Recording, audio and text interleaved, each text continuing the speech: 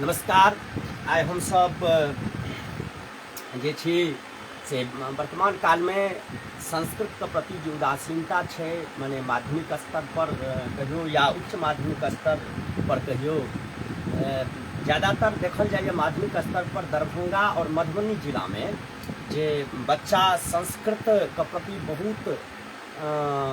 उदासीन है, संस्कृत विषय नहीं राखै छै। तै विषय के ऊपर हम सब एलहुँ हँ। तो सबसे पहले हम लाइव में जुड़ल छथि हुनका से अपन परिचय कहबनि, से अपन परिचय देतथि। अपन परिचय कहल जाओ। बहुत बहुत धन्यवाद। हमारे मित्र छी सेहो और हमार नाम भेल रामभजन चौधरी, घर लगमा दरभंगा। और हम एखन वर्तमान में दरभंगा जिला के घोड़ा बराम प्रखंड के अंतर्गत भगवती गोलामपुर कसौर जे गाँव छै संस्कृत शिक्षक पद पर कार्यरत छी। अपने के बहुत बहुत धन्यवाद। एहि विषय के मन में आयल विचार कि की कारण से संस्कृत के प्रति मिथिला में माध्यमिक स्तर हो या उच्च स्तर के हो उदासीन है, एहि विषय पर चर्चा करब है ना। आइ हम सब एहि विषय पर ऊपर चर्चा करब। हम अपन परिचय सेहो दऽ दी। हमर नाम राकेश रोशन चौधरी भऽ गेल और हम संस्कृत शिक्षक छी गोविंदा हाई स्कूल में। तो हम सब आप एहि विषय के ऊपर चर्चा करै छी। रामभजन जी जुड़ल छथि। रामभजन जी से हम सबसे पहले कहबनि से संस्कृत ई जे शब्द है ओहि संस्कृत शब्द का की अर्थ और ओकर की उद्देश्य। देखियो सबसे पहले संस्कृत शब्द जे छै से वाङ्मय में बहुत व्यापक एकर विशाल अर्थ है, लेकिन ओते तो समय नहीं है लोग के। और जे गप हम कह चाहे छी आ जे गप के उद्देश्य है एहिमे संस्कृत शब्द का मुख्य अर्थ होइ छै संस्कार। और संस्कार का अर्थ होइ छै जे कोनो चीज का निर्माण केनाइ समुचित रूप से सज्जता से जे निर्माण कऽ देलिए ओकरे संस्कार कहै छै। जेनाकि जे कनि काल के लेल एगो एकदम छोट छीन उदाहरण के रूप में हम गप कहि दै छी जे बच्चा छै आ बच्चा के उपनयन भेलै नहीं, ब्राह्मण वंश में उत्पन्न छै, हुनका उपनयन होइ छै। उपनयन एगो संस्कार छै। संस्कार के अर्थ की हुनका में सुज्ञान सुसंस्कार मान सुक्रिया करे के अवसर भगवान के क्रिया गायत्री संध्या वंदन जे माने पवित्र कर्म है तकर करे के लिए सज्जता कयल जाइ छै वएह संस्कार होइए। ओकर नाम उपनयन संस्कार भेल। संस्कृत शब्द का मुख्य अर्थ हम संस्कारे बुझै छी। हमरा जे जते अपना तर्क बुझै छै कि संस्कृत से संस्कारे का निर्माण होइ छै और निर्माण केनाइ जे भेल सज्जता रूप से निर्माण केना या मुख्य जी। माने संस्कृत का हम सब जना कहलथि रामभजन जी कि संस्कृत का तो विशालतम अर्थ है। और हम सब जे मुख्य उद्देश्य लाइव आयल छी यदि कोई विषय के ऊपर चर्चा करऽ लगब तो एगो लाइव वह पर भऽ जेतै। ताहि दुआरे एकर सामान्य रूप से और जे एगो मुख्य गूढ़ अर्थ है से संस्कार है ओकरे सुसज्जित रूप से माने कयल जाए। ठीक है। तो आब हम सब मुख्य विषय के ऊपर में आबै छी। तो वर्तमान परिस्थिति में भजन जी से माध्यमिक स्तर पर का जो बच्चा है जे 9, 10 हो या 11वीं 12वीं में बच्चा हो में मिथिला में और मिथिला का क्षेत्र का कनि लंबा तई में दरभंगा और मधुबनी जिला में बच्चा संस्कृत नगण्य राखे नहीं के बराबर कह सकै छी। से ओकर की कारण किया नहीं मान लिअ बच्चा संस्कृत राखे जे कि 2014-16 से पूर्व जायब 14 से पूर्व जायब तो सब बच्चा संस्कृत राखे छला। 14-16 के बाद तो हम जे 14 ईस्वी में ज्वाइन केलहुँ तो 14 to 16 बच्चा संस्कृत रखलक। 16 के बाद ह्रास हुआ लगले और दरभंगा मधुबनी जिला में ज़्यादातर जब दरभंगे मधुबनी जिला में और कहल जाए छै कि दरभंगा मधुबनी जिला संस्कृत के लेल एगो धरोहर छै और तो संस्कृत विश्वविद्यालय दरभंगा में सेहो है। तकर बावजूद माध्यमिक स्तर पर बच्चा संस्कृत किया नहीं राखैए तकर पीछा की कारण छै। देखियो सबसे पहलुक बात विषय बहुत नीक रखलहुँ जे माध्यमिक स्तर हो या उच्च माध्यमिक हो या ओहिसँ उच्च कॉलेज स्तरीय हो संस्कृत नहीं रखैए बच्चा। एहिमे की उद्देश्य उदासीन किया की कारण सबसे पहले देखियो ई बात सही एगो विषय रखलहुँ अहाँ जे मिथिला में कि पूरा भारत में हम कहि रहल छी एकेटा दरभंगा जिला एरिया जकरा एक परिसर नहीं कहि कऽ आब तो परिसर अलग भऽ गेलै लेकिन एखनो परिसर एके बुझाए पड़ै छै जे अनभिज्ञता हुनका यदि कहि दौं जे एके परिसर छै। एक परिसर में प्राच्य और पाश्चात्य विद्या के शिक्षण संस्थान यऽ जकरा विश्वविद्यालय नाम से उच्च शिक्षण संस्थान उच्चतम शिक्षण संस्थान जकरा कहै छियै से यऽ। ई सबसे बड़का बात छै जाहिमे संस्कृत यूनिवर्सिटी एगो बिहार में एकेटा। संस्कृत पढ़ै के लेल पहिने बेसिक से पढ़तै तऽ सरकार 6 to 8 संस्कृत रखने छै, मने देने छथिन अनिवार्य रूपसँ, तऽ ओहिमे बच्चाके पढ़ाइ केहन भेलै। दोसर 9 और 10 में आबि कऽ की होइ छै, जतेक लोकल स्तरके जे कोचिंग चलेनिहार लोक छै, मुख्य इहो बात छै, हम जल्दी शॉर्टकटमे कहब, विशेष गप नहि कहब, बहुत लम्बा छै तऽ ककरो पास छै तऽ नहि कहब, लेकिन स्थानीय कोचिंग चलेनिहार जे छथि ओ लिखै छथिन अपना पर ऑल सब्जेक्ट पढ़बैके उभार दै छथिन, जहन कि जे ऑल सब्जेक्ट कखनो नहि केओ भऽ सकैए। जे किया तऽ हरेक सब्जेक्ट इंटर भेलाके बाद, 10मा भेलाके बाद एगो विषयमे स्पेशलिस्ट होइ छै, प्रसिद्ध होइ छै, हुनका ज्ञान होइ छै, विशेषज्ञ होइ छै। एतऽ की भऽ जाइ छै, आजीविका चलबै दुआरे, बच्चाके ज्ञानके ह्रास करै दुआरे, अपन आजीविका केना चलतै ओहि दुआरे ओ लिखै छै ऑल सब्जेक्ट। हम किछु दिन सीटेटके तैयारी करै छलहुँ तऽ हम देखलियै जे भूगोल जे एगो विषय छै, हमरा नहि लगैए मैथमेटिक्सवला ओतेक भऽ जेतै, साइंसवला लोक भूगोलके मैपवला बुझि लेतै, ई बुझा नहि सकैए, बुझा नहि सकैए। शिक्षक मतलब भेलै बुझनाइए टा नहि, बुझेनाइ सबसँ बड़का कला छै, ओ शिक्षक। विषय अयलाके बाद बुझेनाइ जे कला भेल तऽ शिक्षक छी, आ जँ ई कलासँ हीन छी तऽ अहाँमे शिक्षकत्व नहि अइ। ताहि दुआरे सबसँ मेन कारण की छै, जे ओ सब जे जाइ छथिन ओकरा मोटिवेशन करै छथिन कि अहाँ संस्कृत नहि राखू। कि संस्कृतमे दूटा चीजके डर सबसँ पहिने कि तऽ बच्चा, एक तऽ बच्चा निचला स्तरके माध्यमिक मने मध्य विद्यालयमे टीचर सब नहि सहयोग, या मानि लिअ नहि शिक्षकके अभाव चला। दोसर, घर घरमे ई की होइ छै जे टीचरके सबसँ पहिने, आओर अन्य भाषाके जे टीचर छथि, खास कए कऽ जे लोकल भाषाके जे मैथिलीके जे टीचर छथि, हम मैथिलीके विरोध नहि करै छी, हम मैथिलीमे बजै छी, मैथिली हमर मातृभाषा छै, लेकिन ओ की करै छथिन मोटिवेशनमे, नया भाषाके प्रति उत्साह नहि देबै छथिन बच्चाके, जे मैथिली तोहर जन्म भेल छौ, मिथिला तू जनै छी, मैथिली तू जनै छी, तू अन्य भाषा सेहो जन्म तऽ ई तोहर विशेषता हेतौ, से गप ओकरा नहि कहै छथिन। कहै की छथिन ओ टीचर आओर अथी सब, जे संस्कृत पढ़लासँ की हैत, किछु नहि छै, एकर स्कोप मने क्षेत्र नहि छै एकर विशाल। एक दोसर दै छथि कि एहिमे कारण जे एहिमे कठिन छै, ई शब्द बहु विषय बहुत कठिन छै। तेसर दै छथि कि एहिमे मार्क नहि उठै छै, परीक्षाके दृष्टिकोणसँ हुनका गड़बै छथिन। मैट्रिकमे पहिलुक परीक्षा होइ छै बोर्डमे, जतऽ पास फेलके एगो महत्व राखल जाइ छै कोनो, तऽ ओहिके लेल गड़बै छथिन, एहिमे अहाँ पास नहि करब, एहिमे मार्क नहि अबै छै, अहाँ देख लियौ एहि विषयमे एतेक मार्क एलै। तऽ कतहु ने कतहु एहि चीजके डर जे छै बच्चामे जागि जाइ छै, आ बच्चाके लोभ देखा दै छै, ई पढ़ि कऽ नया पढ़मे तऽ समय लगतौ, इसलिए साइंस मैथ पर ध्यान दियौ। अपन कमजोरी नहि बता कऽ शिक्षण संस्थापक जे छथि, जे हमरा ओ चीज विषय नहि पढ़ायल हेतौ, हम ओहि विषयमे नहि जनै छियै किछु, से नहि कहि कऽ ई ओ कहि। एक बात। दोसर सबसँ बेसी मुख्य कारण छै जे एकरा हमरा जतेक बुझा पड़ै, संस्कृत शिक्षक या जे केओ छथि से सबसँ पहिने एकर ई निवारण हेबाक चाही जे संस्कृत ओ विषय आसान छै जे हिंदी यदि मैथिली लिखल अबैए देवनागरी लिपिमे, तऽ देवनागरी लिपिमे लिख दिअ, आ जतऽ संज्ञा और सर्वनाम बुझा पड़ै ओतऽ विसर्ग और अनुसारसँ 80% काज चलि जेतै। 80% शब्दके निर्माण छै अनुसार और विसर्गसँ, आ जतऽ क्रियावला गप बुझै छियै ओतऽ हँसी इकार आ विसर्ग लगा देबै, ओहिसँ काज चलि जेतै। हम जे देखै छियै से बेसी किछु नहि छै, लेकिन संस्कृतके प्रति एतेक नेगेटिव भए गेल छै, एतेक निगेटिव नकारात्मक गप दऽ देने छथिन जे मार्क नहीं। लेकिन आब हम कहऽ चाहै छी अहाँके माध्यमसँ एतऽसँ कि संस्कृत और अन्य भाषामे एखन जे बिहारमे स्टेट टॉपर भेलथि हन अथीके समस्तीपुर जिलाके बालिका, हुनका संस्कृतमे 90+ मार्क छनि, ओहिमे मने टॉपर होइमे संस्कृत हुनकर सेहो भूमिका निभेने छनि। आ जनरल विषयमे हिन्दीके अपेक्षा संस्कृत हुनका बेसी भूमिका निभेने छनि, ओहिसँ कम नहि देने छनि। ताहि हम आह्वान करब ओहि गार्जियनसँ, ओहि बच्चासँ, जे अहाँ संस्कृत राखू। संस्कृत रखलासँ अहाँके दूटा फायदा यऽ, अहाँ जे 7मा 8मामे पढ़ै लए अबै, 9मामे पढ़ै लए अबै छी, 8वें 7माके फेरसँ हिन्दी पढ़ऽ पड़ैए, पढ़ने चीज फेर पढ़नाइ एक। आ दोसर अन्य भाषा, हम यदि मैथिली जनै छियै, हिन्दी जनै छियै, आ इंग्लिश जानऽ लगबै तऽ कतेक सुबह हेतै। ताहि दुआरे हम ई सबसँ बड़का बात कहब जे बच्चाके दूटा चीजसँ हटायल जाय, नहि कठिन छै आ नहि मार्क कम मिलै छै। आब ऑब्जेक्टिव छै 50 मार्कके, अहाँ पढ़बै सरल। आब हिन्दीमे आर जवाब देबाक छै तऽ कोनो दिक्कत नहि छै। एहि दुआरे सबसँ मुख्य कारण भऽ गेलै शिक्षण। आ दोसर बात, अपना घरमे सेहो सहयोगसँ लोक जे संस्कृत जनै छथि ओकरा पढ़बऽ नहि चाहै छथिन। एकर मेनतः मने जे कारण भेल से भ्रामक जे फैलायल गेल छै, कोचिंग संस्थान जे चलबै छथि हुनका द्वारा संस्कृतमे मार्क नहि,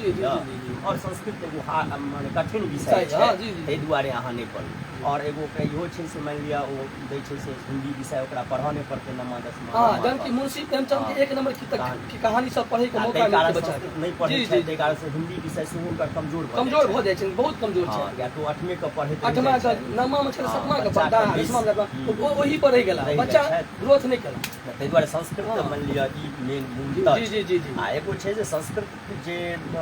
शिक्षक छथि या संस्कृत से जे जुड़ल छथि सेहो अपना बच्चाके संस्कृत ओहि रूपमे मानि लिअ नहि करै छथि जे करबाक चाही तऽ जेनाकि बुझलियै संस्कृत माध्यमिक स्तर पर जे जेना हमरा सबके लागल हमसब जे अपन अनुभव केने छी से अपन अनुभव रखलथि और एगो जेना समाजमे और आबैया कि एगो तऽ ई कारण भेबे कयल और समाजमे जे एगो छै से संस्कृत पढ़लासँ पंडितेटा मानि लिअ बुझै छथि से संस्कृत पढ़लहुँ तऽ अहाँ पंडित छी या पंडित बुझै छियै से ओहिमे की एहन मने संस्कृतमे ने जेना विषय होइ छै तऽ संस्कृतमे की एहन विषय छै जे पंडितसँ जुड़ल छै या पंडितेटा संस्कृत पढ़लथि तऽ पंडितेटा हेता जी नहीं एहिमे छै कि ई बुझबाक चाही जे संस्कृत से इतर लोक छथि जे मने जे केओ छथि संस्कृत के पहिने दूटा भाषा हम बात कहब संस्कृत भाषा और विषय दुनू भाषा कियाकि भाषाके अर्थ छै विचार व्यक्त केनाइ जाहि माध्यमसँ संस्कृत एगो भाषा सेहो छै दोसर बात जे संस्कृतमे पहिलुक बात छै जे विषय जे छै एहिमे पंडिताइएटा नहि छै ई तऽ ओकरा थोपल गेल छै रूढ़िवादी जे कहल जाइ छै जे अपना मिथिलाञ्चलमे कोनो जे देखैत हेबै कोनो शुभ काजमे या श्राद्ध सबमे देखैत हेबै जहन मने द्वादशाके दिन होइ छै तऽ कर्ता जे अङ्गना जेता ओहि दिन कनबेटा करता हुनकर जे मने मरनाहरके जे सम्बन्धित होइ छथिन महिला ओ ओहि दिन कनबेटा करता ओहिमे कोनो हम ई नहि देखै छियै लॉजिक लेकिन कनता ई परम्परा प्राचीन रूढ़िवादी थोपल गेल छै या जे छै ई बात छै तेनाही एतऽ की ठोकि नहि रही जे संस्कृत पढ़ता ओ पंडितेटा हेता तऽ ताहि दुआरे की भेलै ई पंडित बुझि कऽ एकरा एगो संकुचित क्षेत्र बना देलकै कथी जातिवाद क्षेत्रमे बना देलकै कि ब्राह्मणेटा संस्कृत पढ़तै किया तऽ पंडित के बनता पंडिताई के करेता पूजा के करेता भगवान के श्राद्ध के करेता उपनयन ई के करेता तऽ पंडित करेता पंडित के हेता तऽ ब्राह्मण हेता तऽ ई बात कहि कऽ एहि विषयके अपने से जेना कहै छै एगो कम जगहमे बहुत बड़का चीजके घुसिएनाइ तऽ मोड़ि मारि कऽ ठेल ठालि कऽ बान्हि देलहुँ ई संस्कृतके संस्कृत जानहारेसँ बुझियौ हम जे बुझै छियै वएह सब एगो छोट बस्तामे एकरा विशालतम जे आकाशके समान बुझियौ जकर कोनो आदि छै ने अंत छै अनंत छै ई शब्दकोश एकर आ विशाल परितम छै तकरा जबरदस्ती एगो मने छोट जगह पर एकरा राखैके लेल एगो जातिवाद से एकरा जोड़ि देलकै तैं एकरा पंडित बुझल गेलै बुझनाहारके गलती नहि छै बुझेनाहार गलती के छै हम एखनो कहै छी किया तऽ पंडित हम अपना आप पढ़ी तहन बुझलकै पंडित बनलहुँ जँ हम कहितियै ने ई विषय पंडितेटा नहि बुझियौ आ कहलहुँ ठीक छै विशेष भऽ जेतै तऽ हम अहाँके कहै छी जेना जनरलमे हिंदी छै इंग्लिश छै मैथ छै विज्ञानमे 3 प्रकारके विज्ञान छै जीव विज्ञान छै रसायन विज्ञान छै भौतिक विज्ञान छै या अन्य विषय और छै मैथिली सोशियोलॉजी छै सब चीज तेना ही संस्कृतमे बहुत विषय जे कनि हम संक्षेपमे मुख्यतः विषय कहि दै छी जे प्रचलन चलैए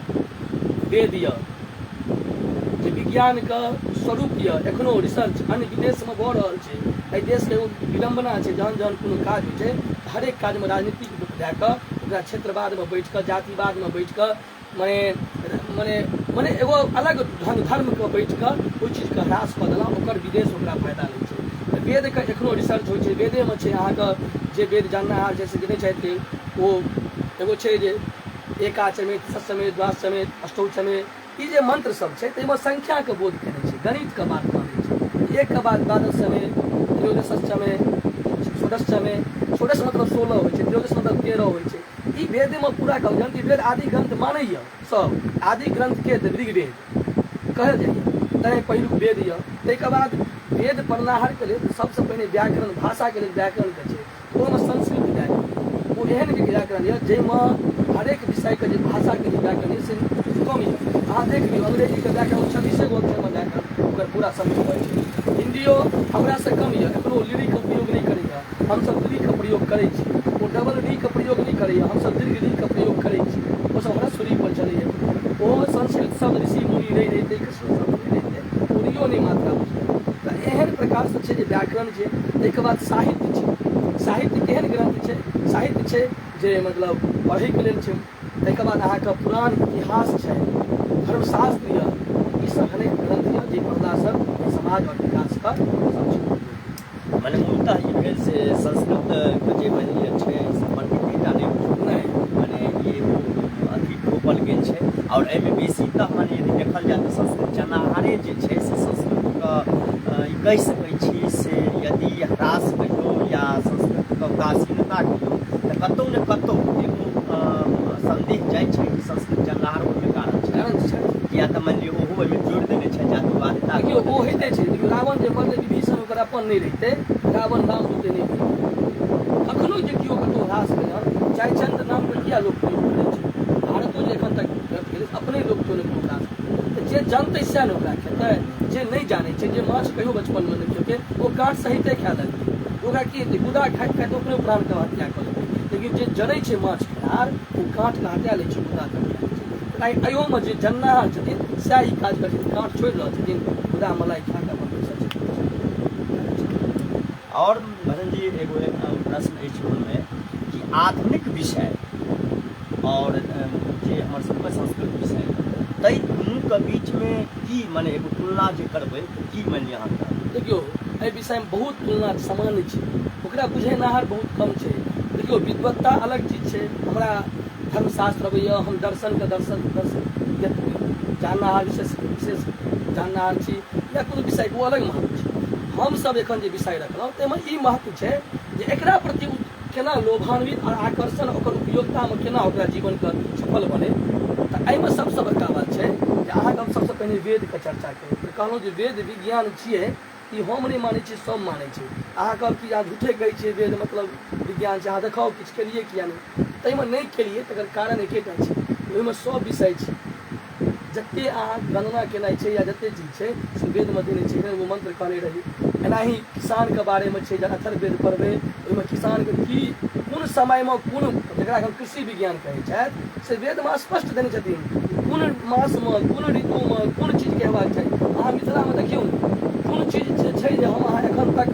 बरसाइत नहि भेलै हँ तऽ आम पाकल खा लिअ अहाँ मार्केटमे अहाँके स्वाद लागत लेकिन बरसाइत भऽ जेतै वर्षा पड़ि जेतै एकटा ओ मिठगर आम जे खेबै ओ स्वाद लागत तेनाही लवान होइ छै अपन सबके तऽ मिथिलामे तऽ एगो विशेष करबाक छै कि जामे तक ओ पर्व नहि हेतै तामे ओ वस्तुके उपयोग नहि हेतै ई हरेक चीजके वेदमे प्रयोग छै वेदमे अहाँ की चीजके कखन उपयोग करू किसानके लेल छै मने विज्ञानके लेल छै कखन मने शारीरिक औषधिके लेल सेहो बहुत बतायल गेल छै लेकिन भी अभावमे दुनू सरकार और जाननाहार दुनू एहि चीज नहि पढ़ेता सिर्फ ओहि मंत्रके पूजा पाठके उपयोगमे बतायल छथिन जहन कि देखियौ औषधिके बारेमे मंत्र देने छै लेकिन ओ फल ओकरा चढ़ा देता जा फल निर्जा फला पुष्पा ओ भगवान पर चढ़ा देलखिन नीके चढ़ेलखिन ओ किया नहि गेलै जे संस्कृत नहि जनै छै ओ किया नहि गेलै जे एहि मंत्रके सिर्फ फले टा चढ़ेना छै ओ तऽ कहै छै मंत्रसँ खाली फल चढ़ायल जाइ छै भगवान लेकिन ओ जाननाहार ज्ञाता ओहि वैद मंत्रके जानि कऽ बुझि कऽ एगो हिन्दीमे मैथिलीमे किताब निकालि कऽ ओकरा अपना स्तरसँ प्रकाशन कऽ कऽ बुझा आब ओ संस्कृत सम्मेलन कऽ लेता 10टा किताब निकालि लेता ओतऽ रुपैआवला लोक गेलै तऽ संस्कृत देखलखिन आ जे रुपैआवला लोक नहि छै नहि कहै छै एहिमे एगो धन दोसर व्याकरण तऽ व्याकरण जे छै जाहिमे संस्कृत व्याकरण नहि बुझत हम चैलेंजके साथ कहै छियै ओ हिन्दीके कतबो बड़का विशेषज्ञ हेता हुनका व्याकरण सही नहि हो सकता हुनकर व्याकरण जे छै कतहु अप्रत्यय कऽ देथिन लेकिन हम अप्रत्यय कोन भावमे हेतै कोन अर्थमे हेतै किया तऽ व्याख्या जे संस्कृत व्याकरण करतै ओ शब्दार्थ कहि सकै छै लेकिन व्याख्या संस्कृत व्याकरण बिना नहीं है ताहि दुआरे जामे व्याकरण नहीं हेतै तामे भाषाके ज्ञान नहीं हेतै तामे भाषा शुद्ध नहीं हेतै जहन भाषाके ज्ञान हैत तहने जाके ओहिमे अहाँ एक नीक कवि बनि सकै छी नीक लेखक बनि सकै छी नीक विचारक बनि सकै छी तारे व्याकरणसँ एकर तुलना यऽ रहलै हम कहै छी गणित एम्हर यदि गणित पढ़ैके बड़ मानि लिअ गणितके बड़ छै हम कहै छी कि ज्योतिषसँ विशेष गणित छै वैदिक गणित बना सकै छै एखनो वैदिक गणित पढ़ेनिहार नहि छै वैदिक गणित देखनिहार नहीं छै कहाँ प्रतिभावानके कमी छै एहिमे विषय तऽ ओ छै जकरा पढ़ेनिहार पुछनिहार बहुत कम छथि जे छथि से बुझा रहल छथि ताहि दुआरे ओ गणना केलासँ कालमान जे एखनो गणना होइए एखनो जे कोनो चीजके ई जे अहाँके पढ़ै छियै सूर्य एहि कोणमे जाइए एहि कोणमे जाइए चंद्रमास सौरमास जे पढ़ै छी ओ भूगोल तो गणने कए कहैए जे एतेक ध्रुव छै एतेक ध्रुव गोलामे छै एतेक मकर रेखामे या कर्क रेखामे तऽ सबटा गणना प्रधारित से गणना तऽ ओहो करैए हमहूँ गणना करिते छी तेसर साहित्य इतिहास अहाँ एगो देखियौ विडम्बना छै देशमे हम सबसँ पहिलुक ई चोट करऽ चाहै छी ई बहुत बात लगैए जे यदि अकबर बाबर या गजनी ई की छलै देशके प्रति दुश्मन छलै किया छलै एहि भारतके संस्कृतिके नष्ट करै लेल एहि भारतके मूल्यके खाइ लेल गुरुकुलके खाइ लेल तेनाही एहो शास्त्रमे तऽ छैहे नायक प्रतिनायक बनलै ने ओहिमे जे मारि कऽ भगा देलकै पृथ्वीराज सिंह चौहान या जे केओ लड़ला हुनका सबसँ भगा देलखिन ओ नायक भेला देशके ओ प्रतिनायक भेल एखनो देशमे चलि रहल यऽ प्रतिनायकके किछु लोक काल्हि पड़ै छै नायक उत्थान करै छै हमरो साहित्य इतिहास पढ़नाइ मतलब इएह भेल जे बीतल बातके राजाके बारे के राजा के छै एगो नीक छै एगो खराब छै एगो उचक्का तुचक्का रहै मुस्लिम या कोनो जे कोनो रहै समुदायके एकरा कहै छी हमसब पढ़ै छी एगो नीकके पढ़ै छी हमरो साहित्यमे तऽ दुइटा बात यऽ ओहोमे डेट याद करू कहिया ओ आक्रमण केलकै कहिया ओ अपना सल्तनतके राज बनेलकै कहिया केलकै तऽ हमरा अहाँ कहू अपना जे 18 गो पुराण छै आ नहि 18 गो पुराणके चलबै जे मिथिलामे जे संस्कृत साहित्यमे इतिहासमे जे अहाँके रामायण छै महाभारतमे राजाके चर्चा छै सूर्यवंशके क्षत्रिय वंशके जे क्षत्रिय राजपूत एखनो कहै छथि सूर्यवंशी एखनो कहै छथि जए वंश रहै तेँ ने परम्परा चललै ओहिमे राजा नहि भेलै ओकर प्रतिनायक रावण छलै मानि कऽ चलू कंस छलै अनेक प्रकारके बहुत भेलै हन ओकर पढ़ाइ नहि कऽ कऽ आ ई विदेशी भाषाके पढ़ा कऽ जहन ओहिमे जे याद केनाइ ओहिसँ कोनो विशेष ज्ञान तऽ नहि होइ हमरा देखाउ ओहिसँ बहुत ज्ञान हो अपन संस्कृति जे साहित्य इतिहास यऽ एकरा छोड़ि कऽ जहन ओतऽ करबाक आदमिको स्तर आध्यात्मिक सेहो बच्चा बनतै संस्कार सेहो बनतै आ राज्यके हरास एकसँ एक कौटिल्य नीति छै राजनीति विज्ञानमे कौटिल्य नीतिसँ बेसी ककरो छै एक देखिन हन यदि केओ चापलुता करऽ लगा तऽ सतर्क भऽ जाय ई बच्चाके ज्ञान हेबाक चाही जे केओ चापलुता करैए हमरा सब चाटुकारिता हमर कहि रहल यऽ ई किछु ने किछु हमरा सङ्गे भेद करू जतऽ अति स्नेह होइ छै तऽ पापके कहलखिन शकुन्तलामे कहलखिन अति स्नेह पाप से मने जतऽ अति प्रेम करऽ लगे केओ बुझियौ कोनो ने कोनो तऽ पाप हेतै ई दोसर विषय पढ़ा सकै ई नहि केओ बच्चाके पढ़ा सकैए जीवन जीवैके लेल जे ई इतिहास छै से ओ इतिहास तऽ दुर्भावना दै छै मुस्लिम बच्चा पढ़ै छै ओकरा अरे तोरी एहि देशमे हमरा मारि कऽ भगा देलक हम एकरा नहि छोड़बै आ हिन्दू बच्चा कहलक ओ ई बाबर हमर ऐसे कि देखियौ धर्ममे लड़ाइ होइ छै लेकिन हमरा अहाँके विषयमे केओ धर्म लए कऽ नहि छै हमरा अहाँसँ मानवता और धर्म और अधर्मके चर्चा कयल छै जे राजा केना बनल छै राजाके चंद्रवंश या ताहि दुआरे ई सब जेना कहलहुँ मानि लीजिए तऽ मूल भाव ई भेल से संस्कृत जे प्राचीन कालमे जतेक भी विषय छलै ओ संस्कृतेमे छलै ओकरे मानि लिअ मने अनन्त हम एहि दुआरे कहलहुँ सब कहि कऽ मरि गेलखिन सब संस्कृत सब भाषाके जननी संस्कृत है तब एहिसँ कहलासँ की है अहाँ प्रतीत तऽ दियौ एगो लगबियौ तऽ विषयमे सब्जेक्ट आओर आब मूलतः जे विषय छै जाहिपर मानि लिअ जे आइ काल्हिमे लोक मने अध्ययन करै छै तकर उद्देश्य जहाँ तक देखै छै आजीविका तऽ की संस्कृत पढ़लासँ मने एगो सरकारी नौकरी आजीविका छै या जेनाकि मानि अन्य विषय पढ़ै छी आओर अदर क्षेत्रमे जाइ छै प्राइवेट सेक्टरमे जाइ छै संस्कृत पढ़लासँ की एगो सरकारी नौकरिएटामे जेतै या कि आओर कोनो क्षेत्र नहि संस्कृत पढ़लासँ सरकारी नौकरी कम देश नहि छै या पंडिताइए करबै पंडिताइ तऽ एगो छै जे हमर कल्चर छै सनातन छै ई रहनाइ जरूरी छै ई जो नहि रहती मूर्त रूप छै यदि जामे देखतै नहि तामे ओकर सिखतै नहि अनुकरण होइ छै तो परम्पराके हमरा सबके विशेष बात छै बहुत बात छै रहलै नौकरी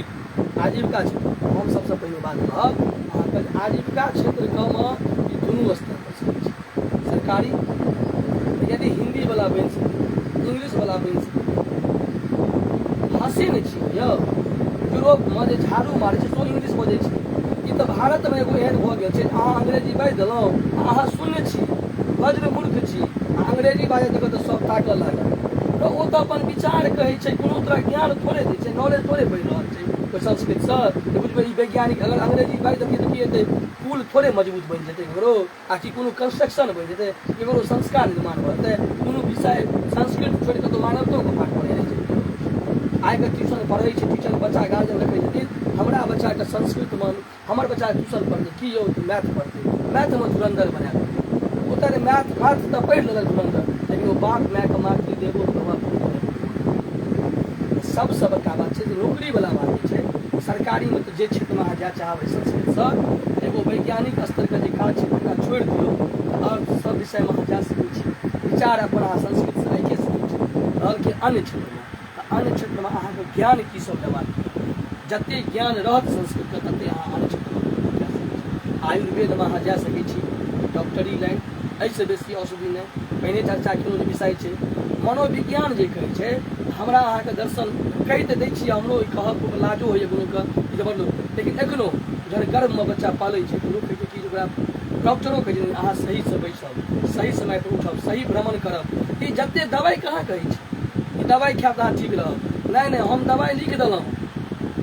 दवाइ रोगके निवारण केलहुँ, हम संस्कार नहीं देलहुँ। संस्कार करैके लेल बच्चाके फंक्शन करैके लेल अहाँके व्यायाम करब, योग दर्शन, संस्कृतमे पतंजलि मनोविज्ञान कहै छै जे बच्चा जे सोचतै, गार्जियन जे बच्चा जे पेटमे रहै छै, माय जे सोचतै से बच्चा बनबेतै। से महाभारतमे स्पष्ट कहने छथि, मन्नुके कथामे कहने छथिन हम अपना मायके पेटमे रही, माता नाम नहीं सुनतथि। ई डॉक्टरो कहैए बच्चाके भोजन नली जे छै से माइएके द्वारा प्राप्त होइ छै, साँस माइएके द्वारा प्राप्त होइ छै। जहन विज्ञानो सएह कहै छै, हमहूँ सएह कहै छियै, तऽ एहि गपके जहन हम ओहि संस्कारमे दवाइ तऽ अगर अंग्रेजी दवाइसँ लोक ठीक होइ छै,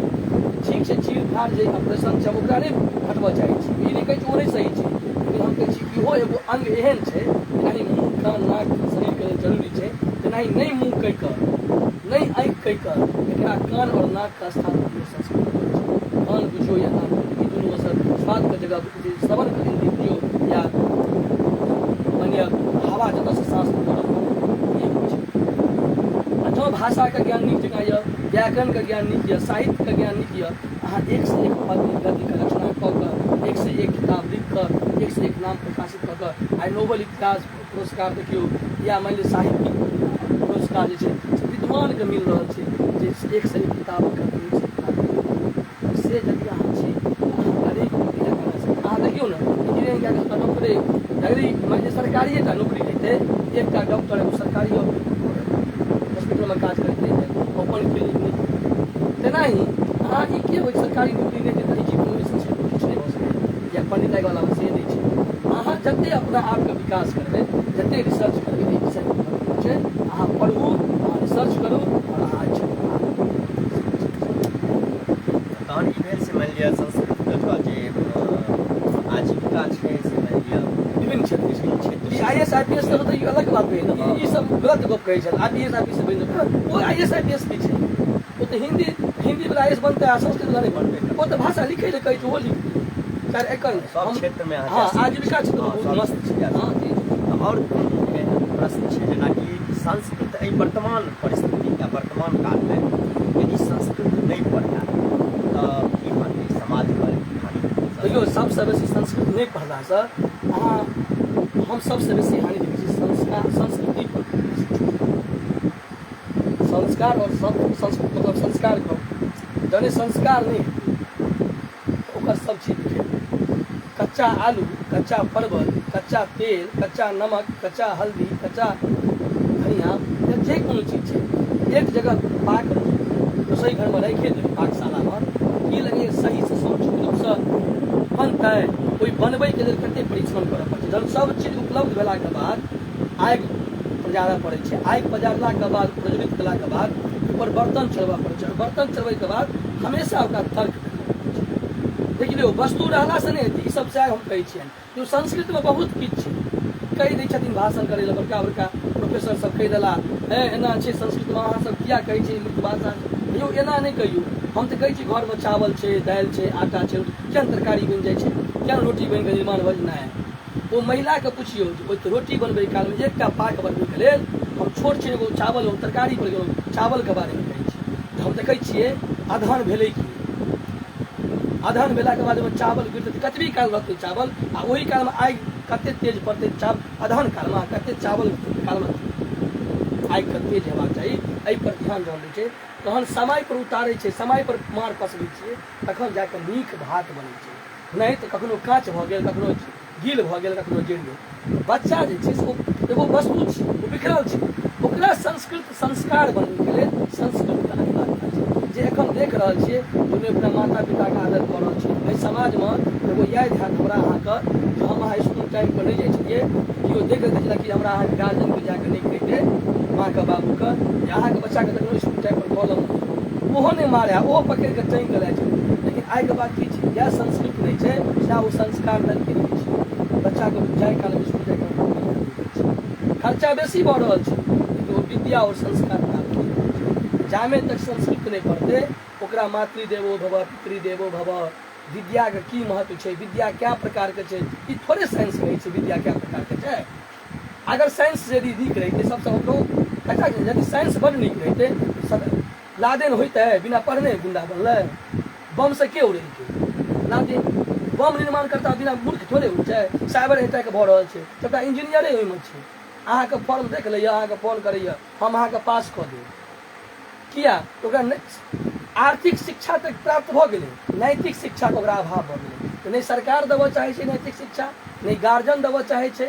जहाँ गार्जियन और सरकार अभाव भेलै ओ समाज तऽ गार्जियने के समूह के ने समाज छै यौ। 5 गो घर छै तऽ समाज छै, एकटा छै तऽ गार्जियन छै, परिवार छै। ओ परिवार कहै छै हमरा बच्चा के साइंस में तेज भऽ गेलै, पकड़ि कऽ आनंद अहाँ लगमे थोड़ा बोलो तो अंग्रेजी में पोयम, वो इंग्लिश में पोयम कहि देलक, वो वही से खुश होला। इसको नहीं बुझलियै जे अहाँ बोल लगलियै यहाँ की आदेश संस्कृत मानि लिअ ई भेल से मानि लिअ संस्कृत बिखरल यऽ। हाँ मानि लिअ बिखर छै ने वर्तमान नहि पढ़ला समाज कहै छै से नैतिक शिक्षा के चलन छै। आ जहन कि सब चाहै छै जे हमरा इज्जत करे, हमरा मनुष्य बुझाय, ई 10 टका मंगलियै सत्कार में लगाबे। बाप जहन बूढ़ छथिन डॉक्टर बनेला के बाद हुनका आगि देला जहन नहीं अबै छै नौकर तहन ओ कहै कि हम तुमको डॉक्टर बनाए पढ़ा लिखा के। अरे गधा ओहि समय में तोरा ज्ञाने न देली तोरा बाबा के सेवा केना होइ छै, तू कहली रुपैया कमाइ जामे संस्कृत नहीं पढ़तै जामे तक संस्कार नहीं नैतिक शिक्षा नहीं अभाव रहतै। संस्कृत पढ़नाइ बहुत जरूरी छै समाज में संस्कृत नहीं पढ़ब तऽ ई दिनानुदिन और नैतिक शिक्षा का पतन पतन। और अंतिम सवाल अहाँसँ एक दूसरेके चर्चा केलहुँ तऽ सबसँ अंतिम सवाल ई छै कि ई जे ह्रास भऽ रहल छै, उदासीनता बढ़ि रहल छै एहि संस्कृतके, एकर उत्थानके लेल मूलतः यदि एखन गप कयल जाय तऽ माध्यमिक स्तर पर मने संस्कृत बच्चा केना राखत, एकर उत्थानके लेल की सब सहयोग भऽ सकैए, केना राखल। देखियौ एकरा सबसँ बड़का सहयोग के स्तर छै जे एकरा विषये किताबेटा मने रखियौ, एकरा प्रक्रिया में जरा प्रैक्टिकल कहै छै लोग, अंग्रेजी भाषा सबमे प्रैक्टिकल कहल जाइ छै। एकरा प्रायोगिक मानियौ, प्रायोगिक में की हलबै कहबै की करबै श्लोक लए कऽ बजतै कि से नहीं हेतै। ओकरा एक साप्ताहिक संस्कृत के नाटक छै जाहिमे आनंद अबै, हंसी अबै, नाटक के बारे नाटक के मंचन 5 गो के पात्र लऽ कऽ बच्चा के संस्कृत नाटक के भेड़ बुझा एकटा एकांकी लोग एकांकी के बड़ा दोसर शरीर के फिटनेस भेनाइ जरूरी छै, धन कमेनाइ छै। बच्चा के धन के जरूरी छै, बच्चा के 2टा चीज में मोन लगै छै। किताब उताबै लए कहबै अहाँ कहबै नहीं पढ़ब, लेकिन ओकरा कहानी कहऽ लगियौ सब बच्चा किताब छोड़ दे आ पूरा ध्यान से अहाँके छोड़ा आ ध्यान से सुना। किया ओकरा किताब से कनी बुझै नहीं छै महत्व, ओकरा करियौ कि जे अहाँ सबसे पहिले करियौ प्रायोगिक प्रायोगिक जेना कि एक दिन साप्ताहिक रखियौ योग दर्शन, एगो आसन के बारे में छै कमलासन पद्मासन से पूजा पाठ में उपयोग करै छै। से एक योग आसन छै जे आसन से शरीर की लाभ छै, वो क्या कर 2-2 3 आसन करू। ओकरा और जे योग के बारे में देने छै यम नियम आसन प्राणायाम, कोई चोर से की छै ओकरा उदाहरण दए कऽ कहानी बतबियौ, चोरी केला से कतेक अपराध भेलै, ब्रश नहीं करी तो दंत में अगर मुँह महकलै तो नहीं हेबी तो ओहिसँ ओहो केलकै। एहन प्रकार का प्रायोगिक वाला जाकर एकटा ई पहलू करियौ, बच्चा के आकर्षण देखियौ। दोसर जते संस्कृत रखनाहार छी, संस्कृत पढ़नाहार छी, संस्कृत क्षेत्र पर आजीविका यदि परिवार में चलैया तऽ सबसँ मुख्य उद्देश्य अपना बच्चा के मॉडल बनबै के लेल पब्लिक स्कूल में भेजै छै। ओहि हम विरोध नहीं करै छी, काहे हमहूँ अपना बच्चा के लेकिन अनिवार्य ओ जामे शिक्षा अध्ययन करे तामे संस्कृत ओकर अध्ययन होइ। आब तऽ नीति आयोग कहै छै, नया नीति शिक्षा नीति कहि रहल छै कि एकटा विषय अहाँ राखि सकै छी। ओ अनका बच्चा पर जेना थोपै चाहै छियै ओकरा थोपनाइए ओ बुझैया, लेकिन अपनो बच्चा के जहन संस्कृत आनि कऽ एक दिन अनबै ओकरासँ बजबेबै, ओकरासँ लाइव या वीडियो के द्वारा बुझेबै जे देखियौ हमर बच्चा मैथो पढ़ै छै संस्कृतो में बजै छै, दोसर भाषाके बाजा के जय गुरुजी के ई फायदा बुझा पर छै तैँ ने करै छै। समाज में लोक बड़के लोक के अनुकरण करै छै, छोटका लोक के अनुकरण नहीं करै छै। निर्धन के अनुकरण बहुत देखलियै करे, गरीबक धनिकक अनुकरण गरीबो करै छै, ओकर चप्पल ओकर कपड़ा ओकर केश के स्टाइल पहिर लै छै, लेकिन ओ नहीं। तेनाही ओ जहन करता तऽ सबसँ पहिले जे संस्कृत पढ़नाहार छी, संस्कृत परिवार में आजीविका चलबै छी, जे कोनो माध्यम से संस्कृत ओ अपना अपना एकटा संकल्प करियौ सब गोटाके जे हमरा एकटा विषय हरेक बच्चा ई नहि एकटा बेटा संस्कृत पढ़लक हमर तऽ एकटा पढ़िते एना लगै कि अहाँके माय बापके कर्म नहि छियै जे हम तऽ एक दिन काम तऽ कर्म करिते छी हम तऽ श्राद्ध कऽ देबै तहन बुझबै ई संस्कृत एखन तक बहालियो भऽ गेल आजीविको मिलैए तऽ सरकार तऽ तेहन यऽ काल्हि एकरा नष्ट कर ताहि दुआरे सबसँ उद्देश्य छै पहिने संस्कृत पढ़नाहारके आके प्रायोगिकमे आननाइ आ दोसर एहि समाजके बुझेनाइ ई जे कखनो अपमान करैए बेटा वृद्ध भेलाके बाद सेवा नहि करैए ध्यान नहि दैए आर्थिक अहाँके सहयोग नहि करैए सबसे संस्कृतके अभाव छै संस्कृत रहिता बच्चामे संस्कार रहिता उपनयनमे देखियौ एखन ककरो उपनयनमे 5 लाखसँ कम खर्चा नहीं होता है लेकिन बच्चा जनेऊ लेना तो छोड़ पहनना छोड़ ठीक रखना छोड़ गार्जियन की कर है हमारे बच्चों को बोला गया है स्कूल में सिखा रखोगे आ मुस्लिम बच्चा टोपी पहिर के जाए एक टोपी बाकी वो दाढ़ी रखे हम अहाँ स्कूल जब धोती कुर्ता पहिर कऽ हंसब आ वो मौलवी जाए छै बड़का पैजामा पहिर कऽ आ बड़का दाढ़ी ओकरा दाढ़ियों के सेविंग नहीं करिए जे एकर अन्न खाइ छियै से पहिने अपना अपना संस्कार करिए अपने संस्कृत आगा बढ़ी जी जी सर हम सब लाइव में संस्कृत का वर्तमान कालिक जे उदासीनता ह्रास माध्यमिक स्तर से लऽ कऽ उच्च स्तर तक छला ताहि विषय पर अपन मंतव्य रखला रामभजन जी हिनका बहुत बहुत धन्यवाद कि अपन तरफ से बहुत मने विस्तृत रूप से मने किया ह्रास भऽ रहल छै एकर की उपाय भऽ सकैए केना मानि लिअ फेर संस्कृत उत्थान करय एहि सारा विषय पर अपन मंतव्य रखला हिनका हमरा तरफ से बहुत बहुत धन्यवाद हम सब पुनः फेर लाइव में आयब नया नया विषय लऽ कऽ प्रतिदिन कोशिश करब से एक नया नया विषय लऽ कऽ आबी और एना ही अहाँ सबके समक्ष राखी और यदि कतौ त्रुटि भेल होय हमरा सबके विषय में किनको पर आक्षेप करो दिक्कत भेल हुए तो हम सब कमेंट में अहाँ सब अपन विषय और प्रश्न सेहो राखि सकै छी लाइव होइ छै अहाँ जे प्रश्न राखबै हम सब विद्वान नहि छी कोनो ओहि प्रश्न के सेहो हम सब ओहि विषय के ऊपर चर्चा करब दिक्कत नहि छै जे हमरा सबके ज्ञान या ककरो पर यदि आक्षेप भेल हुए तो ओहिके लेल हम क्षमा चाहै छी यदि कोनो ठेस पहुँचल हुए तऽ मानि लियौ ककरो बिना हम कोनो विद्वान के प्रति कहलहुँ जे कहलहुँ ओहिके लेल हम क्षमा मांगब यदि कष्ट हुए तऽ लेकिन वास्तविक बात हमरा जे लागल से हम अहाँके देलहुँ बहुत बहुत धन्यवाद।